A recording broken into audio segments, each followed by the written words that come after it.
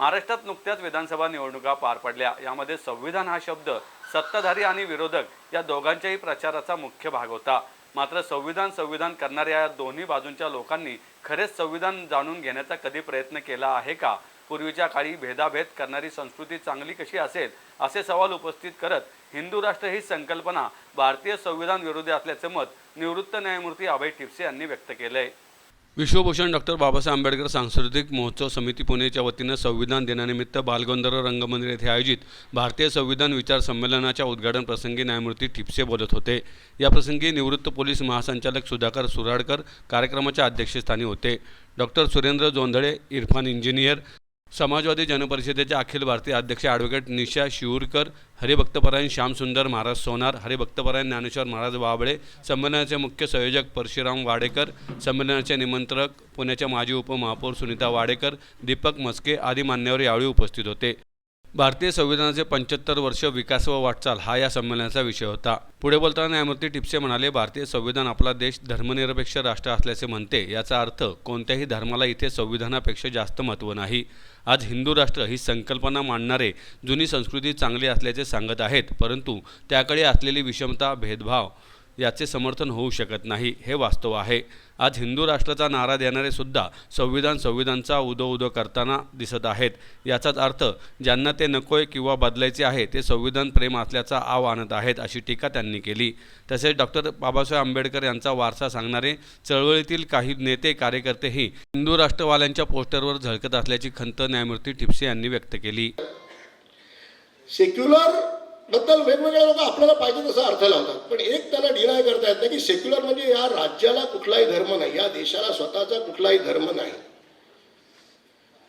आणि बऱ्याच स्टेट्समध्ये असं आहे की त्यांचं राष्ट्र जे आहे ते ख्रिश्चन राष्ट्र आहे किंवा मुस्लिम राष्ट्र आहे। उदाहरणार्थ पाकिस्तान एक मुस्लिम राष्ट्र आहे, त्या राष्ट्राचा धर्म मुस्लिम आहे। तसं भारताचा कुठलाही धर्म नाही आणि हे अगदी स्पष्ट लिहिलेलं आहे घटनेत। आणि घटनेबद्दल जी डिबेट्स आहेत त्याच्यात पण हे लिहिलेलं आहे की प्रेफरन्स कुठल्याही धर्माला मिळणार नाही। हा जो नवीन देश आहे यात कुठल्याही धर्माला प्रेफरन्स मिळणार नाही, तर सगळे धर्म समान आहेत आणि प्रत्येकाला आपापल्या धर्माचं आचरण करण्याची मुभा आहे, प्रसार करण्याची पण मुभा आहे, प्रचार करण्याची पण मुभा आहे। हे आपण लक्षात घेतलं पाहिजे आणि हे काय आहे, हा या देशाचा नियम आहे। मी थोड्या वेळाने बोलीन, मला म्हणजे या बॅकग्राऊंडवरती मी थोडंसं आत्ता बोलू शकतो, नाही तर आत्ताच बोलतो पुढे आपण जाण्यापूर्वी।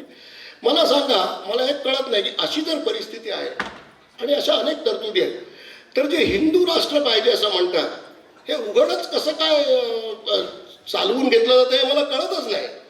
आणि ह्याच्यात मला आश्चर्य वाटतं, याच्यात बहुजन समाज, दलित समाज हा पण सामील होतो। काही लोक होतात ज्याने आंबेडकरांना जे मानतात, त्यांच्या विचारांना मानतात, हे कसं खपवून घेतात हेच मला कळत नाही। आज प्रत्येक राजकीय पक्षाला बाबासाहेब आंबेडकर हवेच आहेत, कारण त्यांच्या विरुद्ध बोलायची कोणाची प्राज्ञा नाही। मी त्यांच्याबद्दल खूप वाचलेलं आहे आणि ते कोणालाही घाबरत नव्हते। त्यांची मतं इतकी त्यांनी उघड व्यक्त केली आहेत की काही त्यात संदिग्धता नाही।